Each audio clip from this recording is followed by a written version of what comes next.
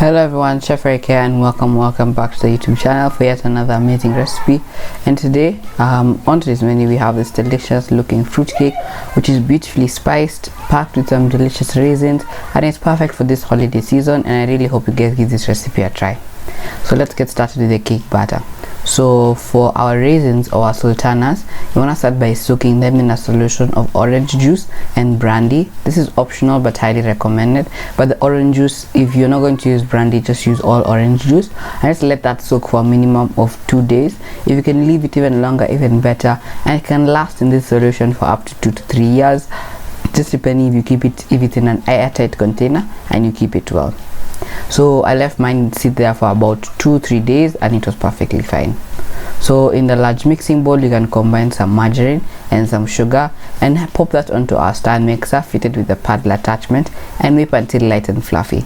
If you do not have a stand mixer, you can always use a hand mixer, and if you don't have a hand mixer, you can use your hand, but it will take a lot of arm strength and you might take a little bit longer if you're to do it with the machine.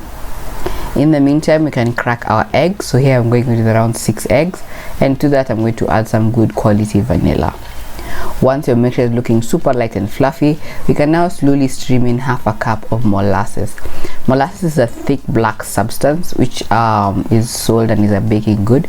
In the description box below, I'll give you guys links of where exactly you can get molasses in Kenya, just in case you miss it in the supermarket, although it's not very common to be found in the supermarket. Slowly stream it in, and once you've added all of your molasses in, scrape down the bowl, and then when I slowly start to add in our eggs, I start by going 2 at a time, just until you've added in all of your eggs and the mixture is all fully incorporated.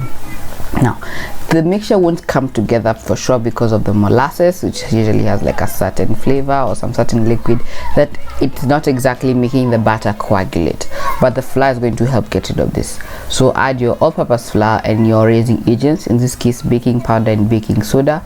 Sift that through, add the next half of your flour, then add in some cinnamon and some nutmeg. You could add any other spice, you could add mixed spice, ginger, whatever you have on hand. Please by all means go ahead and add it. It gives the cake a really nice flavor. Pop down your stand mixer and just keep mixing it just until it fully comes together to form a nice homogeneous batter. Beware, do not overmix and work on the lowest speed possible. We do not want to have a tough cake by overmixing.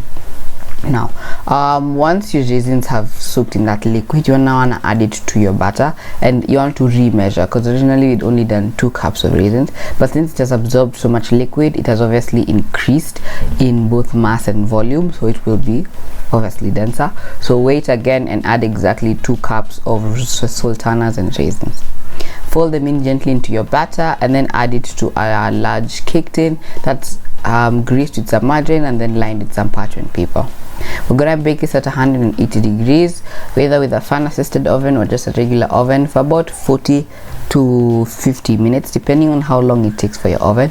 Keep an eye on it, and at the 35-minute mark, please do check on it. That's when it starts to like fully cook.